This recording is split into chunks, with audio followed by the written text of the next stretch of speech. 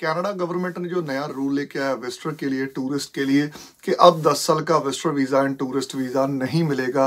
जिनके already visa लगे हुए हैं क्या उनके ऊपर इम्पैक्ट पड़ेगा, या जिन्होंने करंटली अप्लाई किए हुए हैं इस अनाउंसमेंट से पहले क्या उनके ऊपर इम्पैक्ट पड़ेगा, किन लोगों के ऊपर इम्पैक्ट पड़ेगा, वो चीज़ें डिस्कस करेंगे। क्या है कनाडा गवर्नमेंट का नया रूल जिसके तहत वो आपको सिंगल एंट्री या मल्टीपल एंट्री या कह सकते हैं कि कम वैलिडिटी का वीज़ा इशू कर सकते हैं।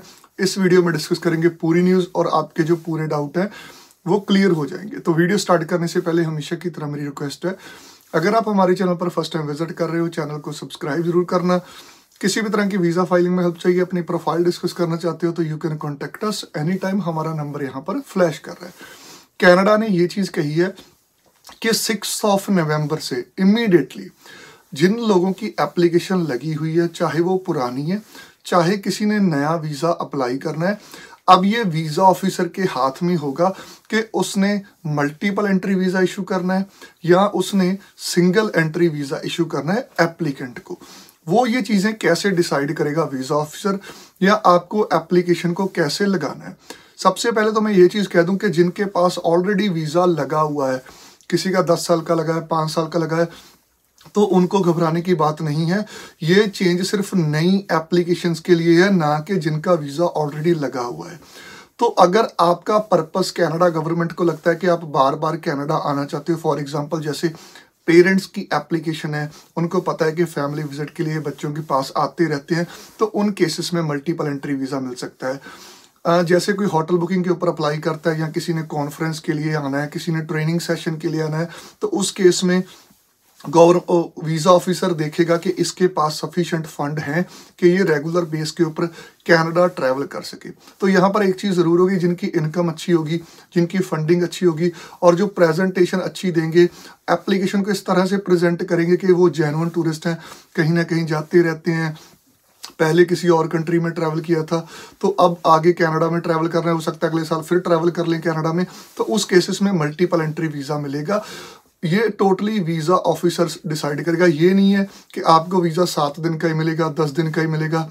एटलीस्ट कनाडा गवर्नमेंट 6 मंथ का वीज़ा तो आपको देगी ही देगी, क्योंकि यूके भी ये चीज़ करता है, 6 मंथ का वीज़ा था। शेंगन जिन्होंने अप्लाई किया उन्होंने भी देखा होगा, किसी को 1 मंथ का वीज़ा मिलता है, उसमें एंट्री चाहे लिमिटेड डे की हो, वीज़ा की वैलिडिटी एटलीस्ट वो 6 मंथ देंगे।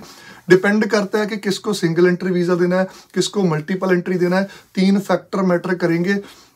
आपका पर्पस क्या है, कि आपके पर्पस से दिखता है कि बार बार आप कनाडा आ सकते हो, आपकी फंडिंग से दिखता है कि कनाडा का ट्रैवल बार बार आप अफोर्ड कर सकते हो, या आपकी जॉब वगैरह ऐसी है जिसके कारण आप अपनी कंट्री वापस जाओगे। तो घबराने की बात नहीं है। एप्लीकेशन हाँ, जिनकी लगी हुई है ये रूल उनके ऊपर भी लगा है, और जिन्होंने नहीं लगानी है उनके ऊपर भी है, और जिनकी ऑलरेडी वीज़ा आ चुका है उनको घबराने की बात नहीं है।